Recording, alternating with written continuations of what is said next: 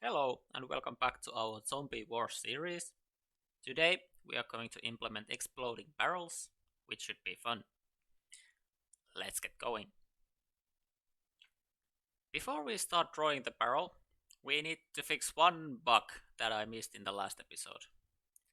If we play the game, we can see that if we die here, afterwards we are going to be invincible all the time.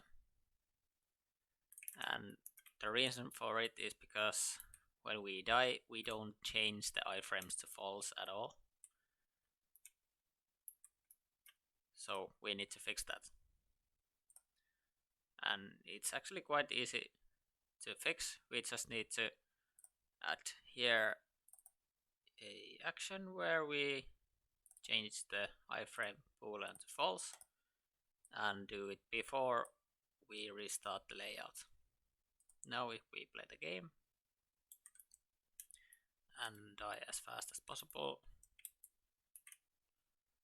now it should be like, yeah, looks like, yeah, it works just fine. Yeah, those are few things that you need to take care of if you are using the restart layout, because everything doesn't get reset. For example, global variables don't get reset at all if you restart the layout. But yeah, with that out of the way, let's jump to the Pisco and draw our exploding barrel.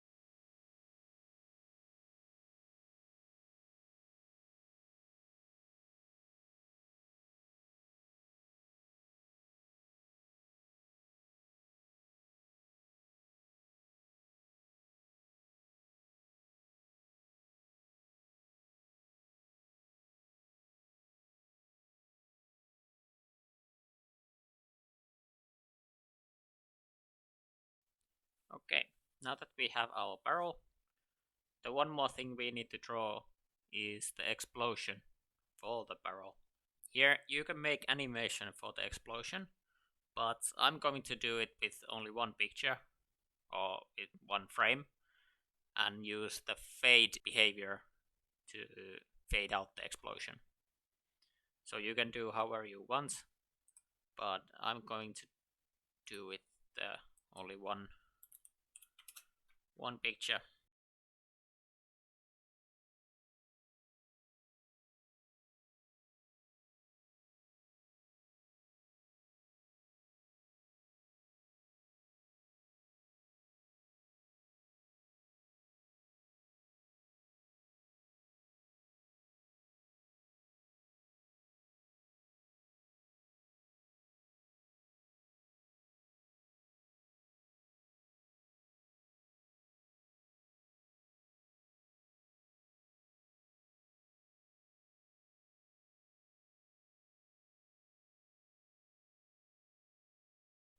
Okay, now we have our explosion here, so we can import these to the construct.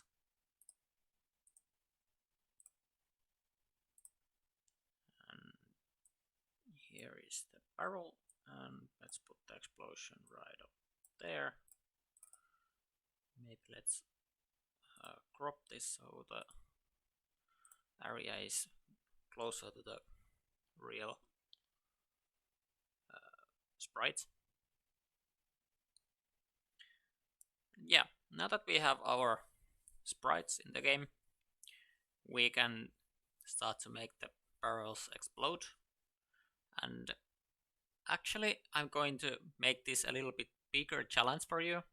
It's not a huge task, and it's good to try to learn to plan things on your own. So pause the video and try to implement the exploding barrel on your own.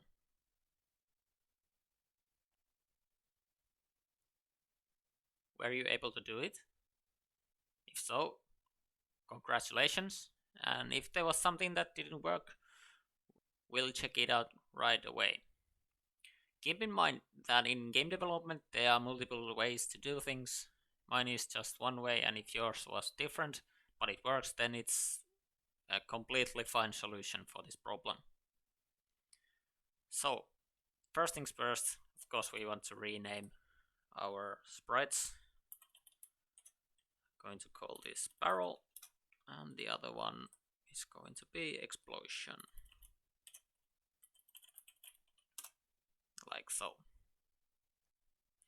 And now if we think about exploding barrel and what we need to do for it, well, basically we just need to check if the barrel is on collision with the bullet. Then we destroy the barrel. Then we create explosion on top of the barrel and wait a little bit and destroy the explosion. And well, after that, of course, we have to do the damage calculation for the enemies and the player. So let's hop onto the event sheet and make a new event where we check if the barrel is on collision with a bullet, and then we want to destroy the barrel. It's right over here, and actually we want to destroy the bullet also. And then we are going to create, oh that's wrong, go here and create an explosion on layer 1, and the position is barrel.x and barrel.y, and we press done. Here we could just do wait and then destroy the explosion, but I want to do it, like I said earlier, I want to do it with the fade behavior, which is right over here. And what it does, it will fade out the objects over time, and if we have the destroy option on, then it will destroy the object when it's completely faded out. And I think we keep the fading time 0 because we want to, we don't want to fade it in, we just want to fade it out. We don't need any wait time. I think 1 second is enough. We can actually preview it right here. Yeah, I think that looks fine. So if we run the game now, our barrel should work just like that. Yeah, it works. And now the other thing we need to do is to do the damage calculation. And well, for the player, we can just take the on collision with enemies, and under here is the, if the iframe is false, then we do the damage calculation. We can just change this to OR block and add here another check for if the player is on collision with the explosion, and it should work just like that. And for the enemies, let's close that. We could do it here the same way, that we just make this OR block and then subtract 1 HP, but I think I want to destroy the whole zombie without caring how many HP it will have. So we can just make a new event here where we check if the enemies are on collision with the explosion. Press done, and here we destroy the enemies like so. And now if we play the game, we can check right here.